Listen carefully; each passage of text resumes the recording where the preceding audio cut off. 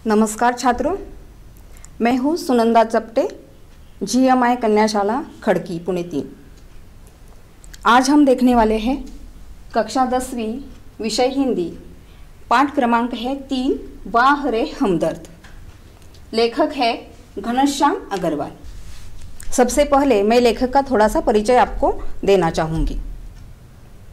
हमारे इस पाठ के लेखक है घनश्याम जी अग्रवाल।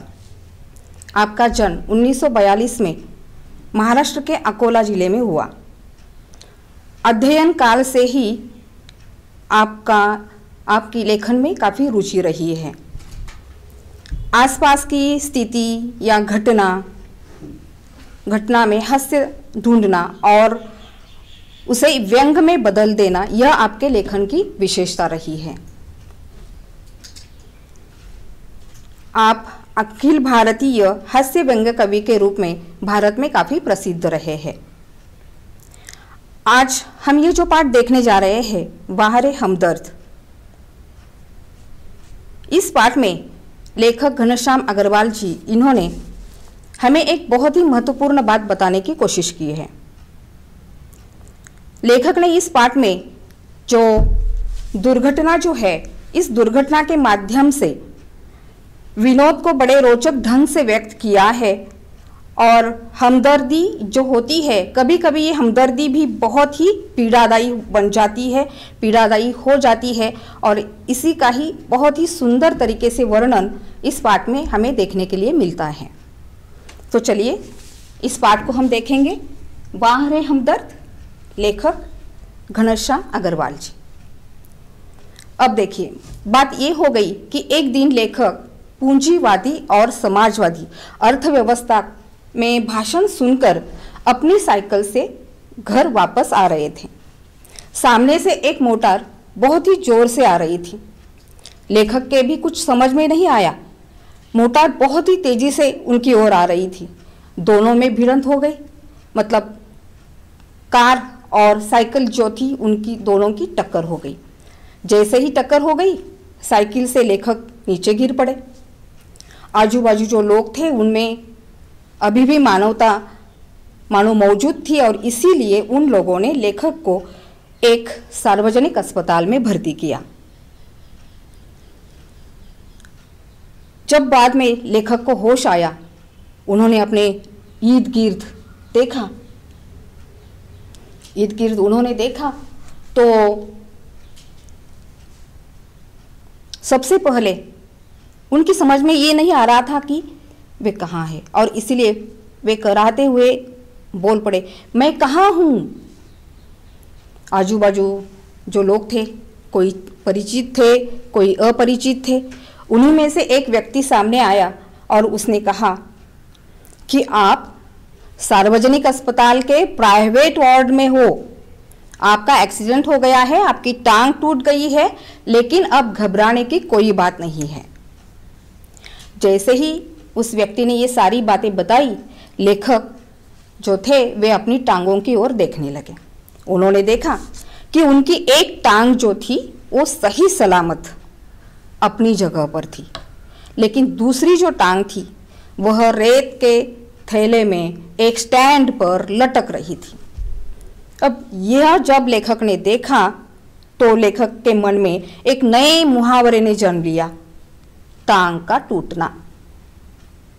टांग का टूटना, इसका मतलब लेखक यह बताते हैं कि सरकारी अस्पताल में कुछ दिन बिताना। अब सार्वजनिक अस्पताल, यह जो शब्द है सार्वजनिक अस्पताल, तो इसमें सार्वजनिक और अस्पताल ये दो शब्द आते हैं, लेकिन अस्पताल शब्द ही हमें बहुत ही घबरा देता है, मतलब डरावना सा होता है। और यदि ये जो शब्द है अस्पताल, इसके साथ यदि सार्वजनिक शब्द जोड़ दिया जाता है तो ऐसे में घबराने की बात और बढ़ जाती है।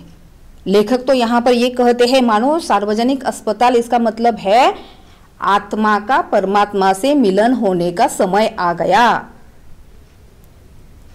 अब देखिए, तो इस प्रकार लेखक जो थे उनके मन में ये सारे विचार जो है वो विचार आ रहे थे।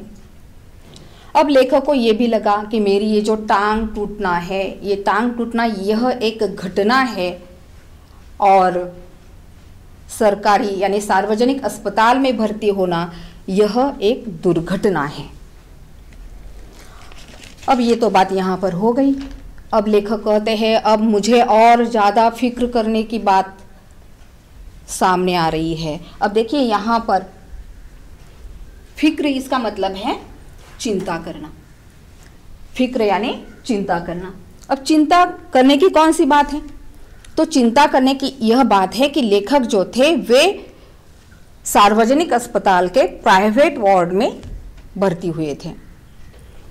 प्राइवेट वार्ड में यानी कि प्राइवेट वार्ड का ही अर्थ ये है कि लेखक को मिलने के लिए अब लोग आने वाले थे, लेकिन उन्हें कोई पाबंदी नहीं, जो चाहे जब चाहे कोई भी किसी भी समय आ सकता था।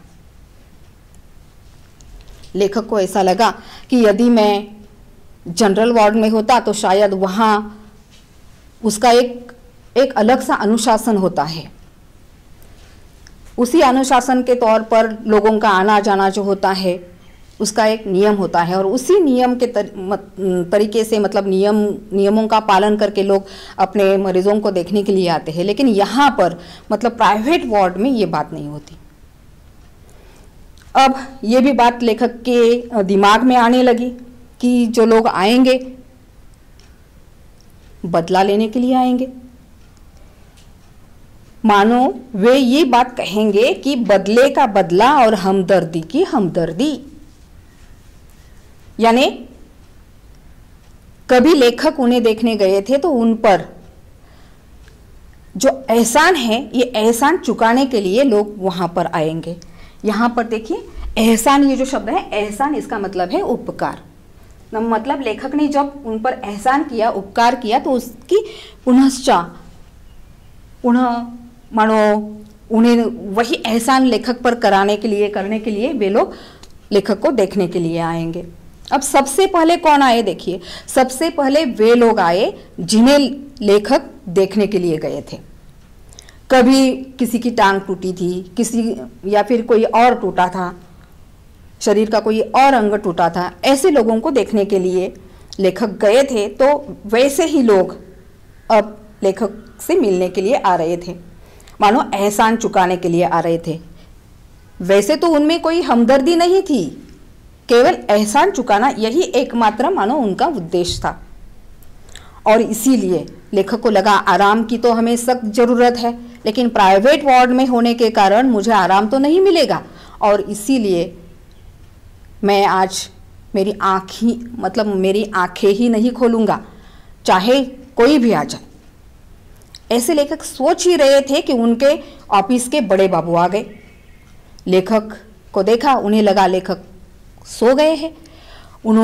बड़े बाबू ने लेखक को जगाने की कोशिश की। पहले तो उन्होंने थोड़ा हिलाने की कोशिश की, लेकिन फिर भी लेखक ने अपनी आंख नहीं खोली। यह होने के बाद बड़े बाबू के मन में आया यदि मैं वैसे ही चला जाता तो शायद लेखक को पता नहीं चलता कि मैं उन्हें देखने के लिए आया था। और इसीलिए बड़े बाबू ने क्या किया, जो टांग उनकी टूटी हुई थी उसी टांग पर जोर से उन्होंने दबा दिया। जैसे ही दबाया, लेखक जो है उन्हें बहुत ही उस टांग में मानो दर्द हुआ। कराहते हुए चीखते हुए उन्होंने अपनी आंखें खोली। जैसे ही आंखें खोली तो बड़े बाबू जो है वो हंसने लगे। हाँ हाँ हाँ हाँ, अब कैसा है आपका दर्द, कहने लगे। अब आप ही सोचिए, जिस शरीर के जिस हिस्से में दर्द है और जिसे दबाया गया है तो कैसा दर्द होगा वहां पर। तो ये हुई एक बात। अब दूसरी बात लेखक हमें बता रहे हैं। अब मोहल्ले वाले की बात है। मोहल्ले वाले जो है जहां पर लेखक रहते थे, उनका मोहल्ला, तो वे तो लोग फुर्सत में आ जाया करते थे। अब फुर्सत में मतलब जब उन्हें वक्त मिलता वे चले आते थे। अब देखिए सोनाबाई आ गई अपने 4 बच्चों के साथ, जो कि छोटे थे, छोटे नन्हे बच्चे थे। लेकिन बहुत ही बड़े शैतान। जैसे ही लेखक ने उन्हें आते हुए देखा तो लेखक ने मन ही मन सोचा कि अब तो कुछ घटना हो ही जाएगी, दुर्घटना हो ही जाएगी। सोनाबाई अपने 4 बच्चों के साथ आ गई। आते ही उन्होंने अपने बच्चों को कहा, ये देखो चाचा जी। लेखक ने ये जब सुना तो जैसे मानो अनुभव उन्होंने किया जैसे कि सोनाबाई चिड़ियाघर का बंदर दिखा रही हो और कह रही हो, ये देखो बंदर। अब बच्चे भी क्या थे, जैसे कि मैंने पहले ही आपको बताया, शैतान। एक जो था मेज पर चढ़ा, एक कुर्सी पर चढ़ा, और सोनाबाई की जो छोटी लड़की थी उन्होंने तो लेखक की वो दवा की शीशी हाथ में ले ली और फिर डांस करने लगी, कथकली डांस करने लगी। और एकाएक रप रप ऐसी आवाज आई तो लेखक का ध्यान गया वहां पर। तो लेखक ने देखा कि उनकी एक जो टांग है रेत के सहारे जो टंगी हुई, वो जो थैली है रेत की, उस पर सोनाबाई का लड़का बॉक्सिंग की प्रैक्टिस कर रहा है। इतने में क्या हुआ देखिए, इतने में वो जो कथकली करने वाली जो लड़की थी जिसके हाथ में वो दवा की शीशी थी, वो गिर पड़ी, टूट गई।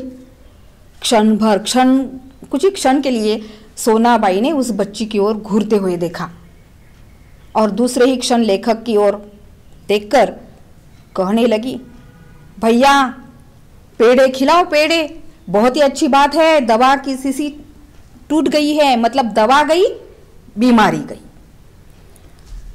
तो ऐसे ही ये बच्चे करीब करीब 2 घंटे उधम मचाते रहे। लेखक कहते हैं 2 घंटे कैसे गए, कैसे बीत गए, ये तो मुझे पता नहीं चला।